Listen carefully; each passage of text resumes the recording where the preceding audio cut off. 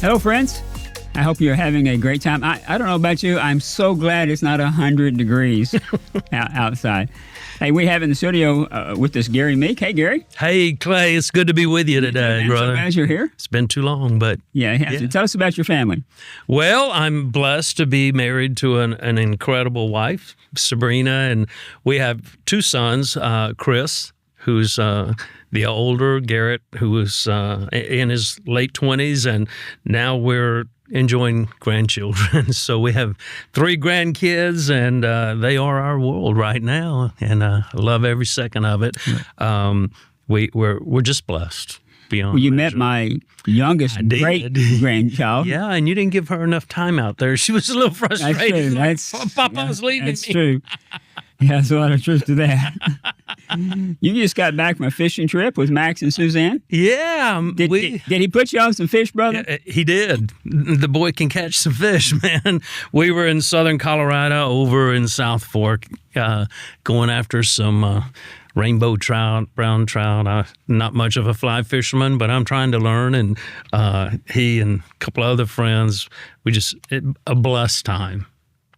I love the outdoors, so especially southern Colorado. So yeah, we had an amazing time. Got to attend great church services there, and just had a good time.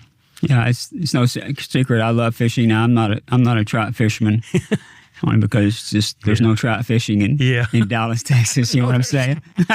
No, there isn't. As a matter of fact, I took my daughter, Christian like this. I took my daughter fishing last week. She caught 4. All right. We won't say how many I caught. It was less than 4. I understand. She even caught the big fish, too, so she's feeling... Awesome. She's feeling pretty good about that. Yeah. So, the Bible teaches a lot about fishing.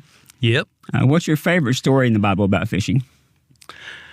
Well, I think the time where the disciples get out of the boat, come, and Jesus has already prepared the fish. They're already there. They're cooked. They're ready. They're waiting on them. And think about that a lot. That's actually what he's done for all of us already. He's waiting on us. And that's been I think my life story.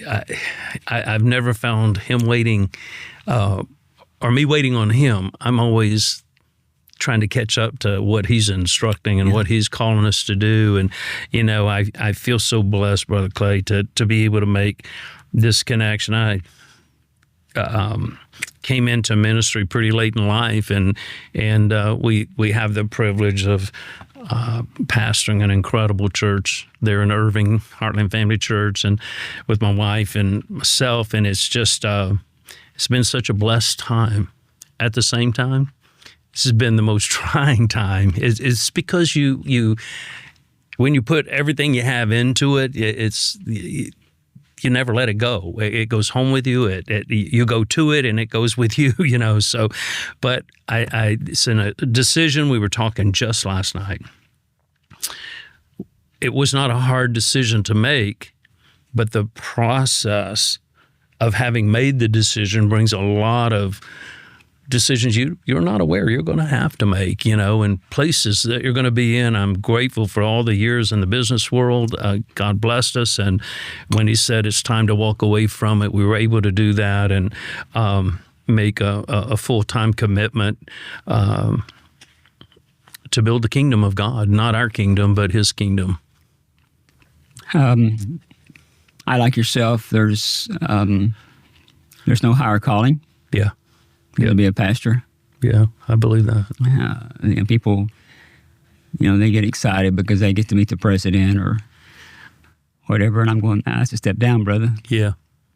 What they're doing is temporary. Yep. If you don't believe that, just look at society, because every time we get a new president, everything changes. Everything changes, yeah. Yeah.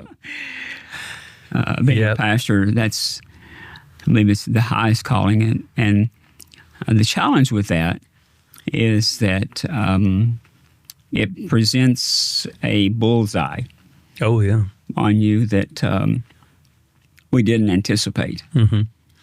And the result of that, there was an article written. It says that 1,500 pastors leave the ministry per month. That's a lot of guys. That's a lot and of women. people. When I say guys, I'm talking about men and women. I understand. 45% say they're struggling with burnout or depression. I don't believe in burnout. I do believe in burnout. It's two totally different things. 57% said they'd leave the ministry if they had someplace else to go. Mm-hmm. That's a pretty sad indictment, right? Yeah. 75% said they're severe stress. And then 80% said there was insufficient time with their spouse. Of all those that they've mentioned, the one that probably concerns me the most is 80% insufficient time with your spouse. Yep. Your spouse is your best friend. Yep. Your helpmate. Absolutely. And if you don't take care of her, yep. Now maybe there's some guys out there, they're just a lot sharper than what I am, you know. I depended heavily upon my wife. She wasn't just my best friend, she's my prayer partner, you know. Same calling. Yep. So there's so many guys that, and they even talk about what's the toughest part of the job. One of them said work and family and balance. I get that. Yep. But and I made this mistake. We need to explain to our family that there's going to be times that even though you want to be home, you can't be home. Right. Like I was helping my son on Friday and got a phone call from a lady that has been a supporter of the ministry like forever and literally on death's bed. Wow. When I told my son, I said, I'll make this up to you. Yeah. But I got to go. Yeah. You know. Totally understand. But you have to explain that. You know, otherwise they think that they're you first. put ministry, exactly, which is not the case, you know. Another thing that's the toughest is getting people to volunteer. I would agree with that. Yeah. We have, and I'm still trying to, this would be a great book, trying to figure out this philosophy of busyness that we have. And I'm having a hard time, and because every time we ask people to do something, their response is, I'm busy. Well, in my mind, my first thought is, busy doing what? Mm-hmm. What is it that's... Yep. And I think a lot of it is screen time. Oh, totally. Oh, I'm meddling now, right? The toughest part of the job was time for meaningful prayer. Yep. A trap that all of us get into is we study for those we're ministering to and not taking time to study for ourselves. Yep. Not even thinking. You know, people think, I tell people all the time, the Lord speaks to me through His Word. Well, they think that He does that because I'm a pastor. Mm-hmm. No, He does that because I'm a son. Mm-hmm. And if I was a daughter, it'd be the same thing. He would talk to me because I'm a daughter. Well, we don't have meaningful time in prayer or in His Word because we're not taking that time. Yeah. Having that personal one-on-one time with the Lord. You know, odds are, both of us know pastors who are struggling with this. So we've talked about some stuff. How is it that we can help guys that they're at, and I'm talking about, when I say guys, I'm talking about men or women. How can we help them that are thinking about maybe I'm done? Yeah. I such a huge question to try to come up with a singular solution, because I think there's so many caveats. There's so many parts to the story. If I could speak about a personal experience first, because I think it set me on a more solid foundation for what was to come. I didn't know it at the time, but I said I came from the secular world, in business. I was an entrepreneur. I had multiple businesses going. A great man of God, Steve Hill, we came alongside him in a church that he had planted there in Irving, Heartland. in the process, he, because I'd gone through things in life that I was certain would disqualify me from ever leading anything, I was glad just to be one of the men in the church who could help. That's what I was qualified to do. And I remember him pulling me out one day and saying, I need to talk to you because I believe God's speaking. Well, long story short, he went through a horrible cancer time and ultimately passed. And before he did that, he came to Sabrina and I and said, the Lord has spoken to me that you're to lead this church. And we assured him he had not heard from the Lord in that moment, that it was a mistake, and explained to him why, like he didn't already know. And long story short, he handed me a shepherd's staff that he had bought off of a shepherd, literally, in Israel. And he said, carry this and go do the ministry you're called to do. And with that, we had the responsibility of the church. I come in with zero training, no background in theological seminary or anything like that. Business school, yes, but not even a lot of that. And so what happened was I found myself in a place. And when you talk about the pressure and the burden and the this and that, it was like immediate. It would be like somebody just walked up and put a few thousand pounds on your shoulder because you're looking at this entire entity, this church. And so shortly after that, I was so privileged to be invited to be a part of a pastoral group meeting that was happening down in Maypearl, Texas. And there was a man by the name of Dr. Wayne Lee who had written some books, and I believe Church Life Model was one of the books that he's well known for. And so I got to spend a couple years, 1 week out of the month, in this school being trained by him. He said something to me one day personally, one-on-one, because he knew a little bit about our story.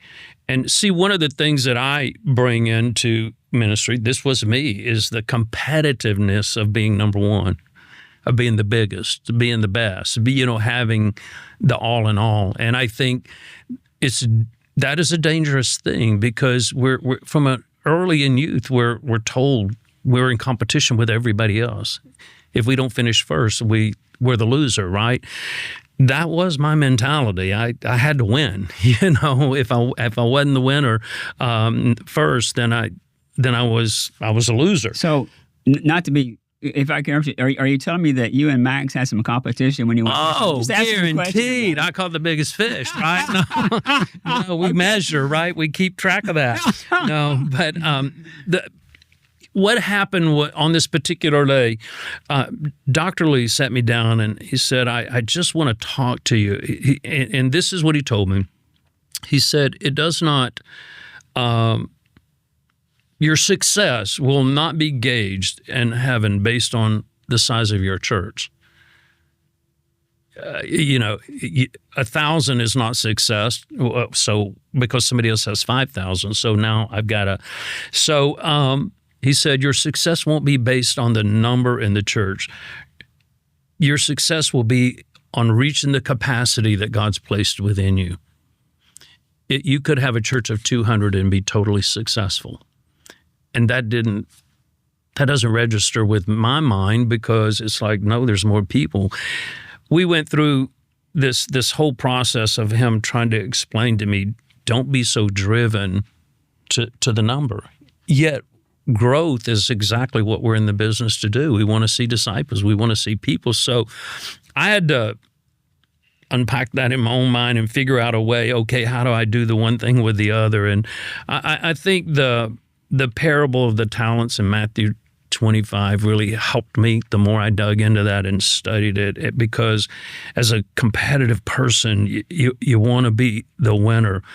But I realized what I have to be able to do is to use what God's placed in my hands, give it everything I have. So in doing that, a lot of times, especially early in ministry, I did not put my family first. Because the church, there's always more to do. And it took me longer than it should have to get to that place where It's like enough's enough. I see my wife's hurting. My boys are not getting the time that they need. And boy, I just, probably late, but I made that decision. It's like, I'm not going to do this anymore. I love the people, but if I lose my family in the process, what did I gain? So I believe our first ministry is to our wife and then our kids. And if we fail at that, we have failed the church. So I too have spent more than a few hours, I'll be careful to call it counseling, but trying to sit down and talk to men and couples that are in that place in ministry. It's like, this has overwhelmed me. I can't do it anymore. And then for me, I know you could look at the top 10 reasons that somebody writes the top 5, whatever. There's more than a few reasons, and the failure rate is too high either way. Yes. I mean, when I look at the number of not just ministries that are or individuals stepping away from ministries, but churches that are closing on a monthly basis. Yeah. It's wrong. It's too much. But have we allowed the secular mindset to enter into the church in such a way that we just it's next to impossible to do the work of the ministry if you're basing it on the ideologies of business world?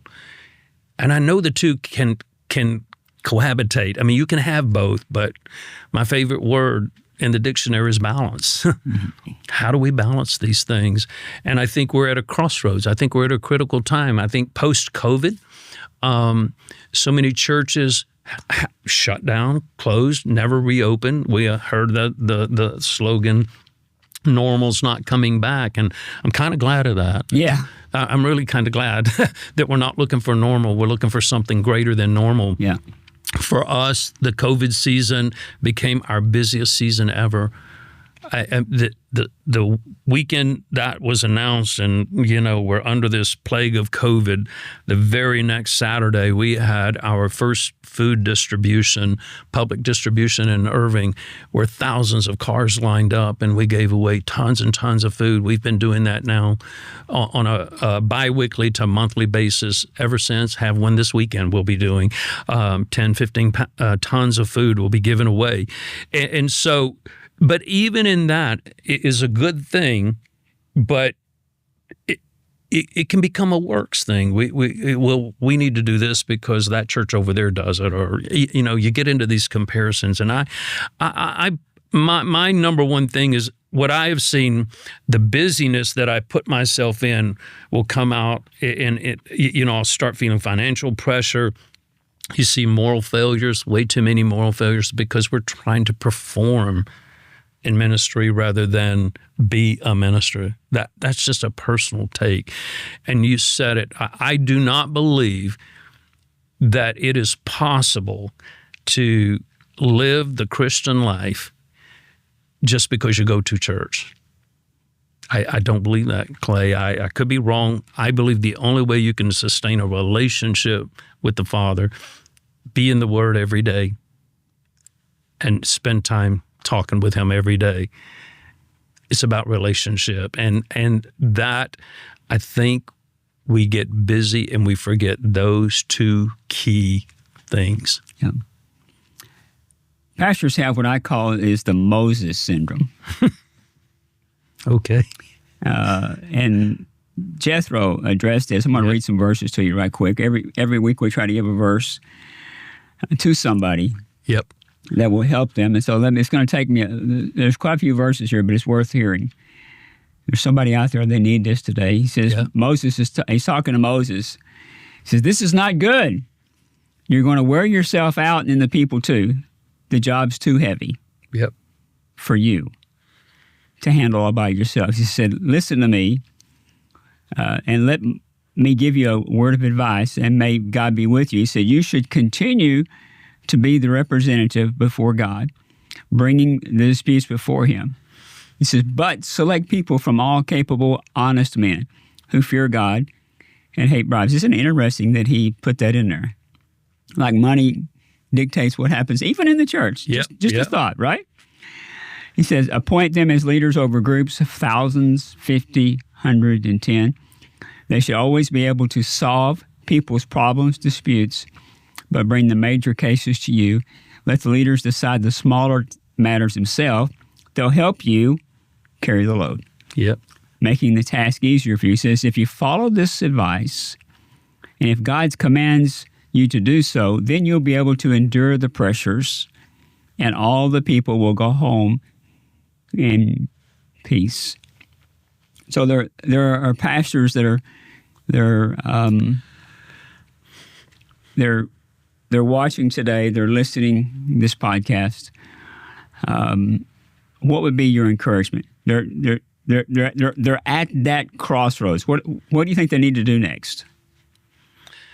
You know, I really believe when you are in the throes of, I say it this way, trying to do church, and you're in the busy side of trying to make things happen. You create all the programs. You go to a conference and you hear this church is being successful because they did this or that. So I'm going to try it over here. If I could do anything, I would say to all pastors, let go of all of the attachments that people try to put on you. Get before your Heavenly Father and ask Him, what do you want me to do? What are we as a couple called to do here? How do we do it? And not, I believe in education and you know, there's great conferences, but I think we can put so much emphasis on you know, we go and we see this successful church with this large building and all of that, and the pressure to try to duplicate that keeps us from accomplishing what God's placed in us, because now we're trying to do what He's called somebody else to do. I'd say if I could take off anything off of pastors, it'd be the burden to be like someone else. Don't be burdened by the calling that somebody else has as though that's yours. You cannot carry. I don't believe, you know, I'm not admitting failure here, but what Dr. Lee had told me is if God has placed in you a talent to pastor 200 people, do it with all your might. If it's 500, do it with everything you've got, because not everybody's called to pastor 10,000 people. Actually, I don't think that's possible. What you were saying a while ago and what the scripture says, there has to be other people, under shepherds, if you will, right, that come along. And I think crossing over to that kind of a church model is very different than the majority of churches across America. More than 80% for sure are under 100. Right. Does that mean they're not accomplishing good things? Absolutely not. Great things are happening. You know, where would we be without all of those churches? But the burden to be first, to be big, to be the one that everybody's talking about, if you take that on and that's not what you're called to, it'll crush you. Yeah. It'll kill you. And I've experienced the anxiety. I've experienced the burden of we've got to be successful here. We've got to have more people, and you push the people that God has brought to you. You start leaning on them. You got to do more. You got to do more, and pretty soon they can't handle it. What happens? They either step away from ministry or they get caught up in something that will destroy their ministry. Yeah. And so that's where I believe we've allowed secular thinking to determine how we're going to do church. And I think we need to stop that personally. I think along with that, a cry I hear from pastors is, it was one of the reasons that pastors retire. Well, they leave. Yeah. Volunteering. Can't get people to volunteer. You have people saying, well, I can't get adults to volunteer. Well, my answer to them is, do you have any teenagers? Yeah. Do you have any children that are in your church? Yeah. I was at a church, and they asked me to critique their children's department, which for those that are watching today, don't ask me to do that, okay? I don't like that. Because I found out when when I share with them how I feel, they're not happy. So don't ask me to do that. We want you to confirm what we're doing is okay. Yeah, we want you to put a Band-Aid on this and approve. But I went into this children's area, and man, they had it together. Yeah. They had like the fifth and sixth graders were doing everything. Like when a child came in, particularly like a guest child, they introduced to these junior workers, is what I would call them, and they would say, okay, the restroom's over here. Mm-hmm. Here's the rules that we abide by. And I went, why am I here, man? You've already got your act together. Yeah. My admonition would be to raise up new leaders. Absolutely. And don't write somebody off because they're younger, because we were all younger at one time. Yeah. And you've met some of our leaders. Ebony Smith. Ebony's the chairperson of our board. That shirt, if you saw that shirt that my granddaughter had on today, well, that was back when Ebony was a part. That shirt's older than my granddaughter. Wow. So, James, you met James. Yep. Timothy, Karina, Anna E. These are all leaders, and all of them, with the exception of James, they grew up in the ministry, and what they lack, though, is a tool. Yeah. And that tool is new facilities. Mm-hmm. So there are people that are watching us today. Some have been watching for a while, and they're trying to figure out, okay, do I get on board? Can I help them with this incredible dream of building new facilities? What would you tell them today? I think it's an absolute must, and everybody can do something. Okay, everybody can do something. It's too long a story to tell, but what you do as Dallas Metro, I have the benefit right now, today, of seeing a young man whom back in the days of bus ministry, I'm talking 70s, this young man was actually the son of one of my cousins, and the mom and dad didn't attend church, but they wanted their child to go, and we'd pick that child up. There were three of them, three brothers, every Sunday, and they would ride the church bus. And today, after a very difficult life, but he would tell you he walked far, far away from God, but when he came back just as strong. And he's a worship leader leading a great church in Arkansas. But what we invest in God's kingdom will never not produce fruit. It's going to always, it's seed time and harvest. It's going to happen. And I think so many times this is a personal conviction. At our church there in Irving, we have this commitment to say, we're going to tithe to missions-oriented outreaches. We need to be blessed. So what do we want to do? We want to put some seed in the ground. And I would encourage any pastor that's watching. There are thousands of ministries that we can give to, but I don't know of one that has a heart for people that's greater, Clay, than what you present. And because I have had the privilege of being in the circle of some of the things you do, and I know the vision we have for community outreach.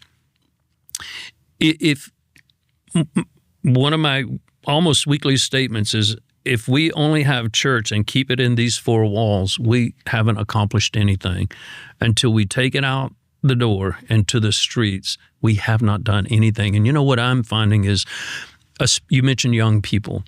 We're a very diverse congregation. I'm so grateful for that. Some of our strongest upcoming leaders are young Nigerian 20, 25-year-old men who have a passion for the King, And so if we don't make room for them to be leaders at a level, we're going to be in trouble.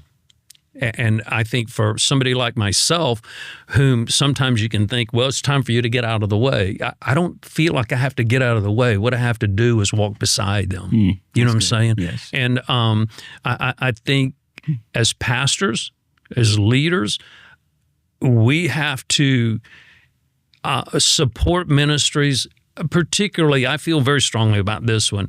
When we have ministries like yours that is reaching people in the very community that we live in, it's people we would never reach. But if we sow into that, and I'm talking money, and support volunteering, et cetera, when you need it, then we are the beneficiaries. It's the kingdom of God we're building, right, not my kingdom. Right. Yeah, and I appreciate you so much, brother, because I see that in your heart. And Dallas Metro, I go all the way back to the days of Bill Wilson and the Metro days of running buses on the city's streets of Irving. So I watched it happen. I was a high schooler at that time, but I watched it happen, and now I see young men and girls that are ladies that are in ministry because somebody drove a bus down their street. Right. Yep. How can we not sow into this? Yeah. Gary, so appreciate you being here today, brother. My honor. I respect you. I esteem you highly, and we love what you do, brother. Thank you, brother. Whatever we can do in the future. I hope you've been blessed today. It's been great to have Pastor Gary here. Yeah, if for those of you that are pastors, you're on staff at a church, let me encourage you, keep up the fight. Yeah. Don't forget the Lord. The Bible says, if the Lord be for you, who can be against you? Yeah. And notice the Bible doesn't say anything about if you're a pastor. You with me? Trust Him. Mm-hmm. Open up His Word every day. Yep. Expect Him to speak to you as a son or a daughter, and I promise you'll not be disappointed. And we're so glad you joined with us today. Would you go to our webpage, dallasmetro.org, click on What's All In, and would you consider sowing a very generous seed today? Our goal, Michael has the plans with the city, and we're working through that punch list right now, the things that the city's asking us to do. As soon as that's done, we have the first 1.5 million raised, and we'll break ground and believe God's going to provide. But you know what? God uses people just like you. So I'm asking you, would you consider making a 12-month commitment? Our goal is to be finished in the building December 2026. So the only way that's going to happen is if you join with us. I'm asking you, would you prayerfully consider doing that today? So glad you joined us. I'll see you next week. God bless you, friends. Bye-bye.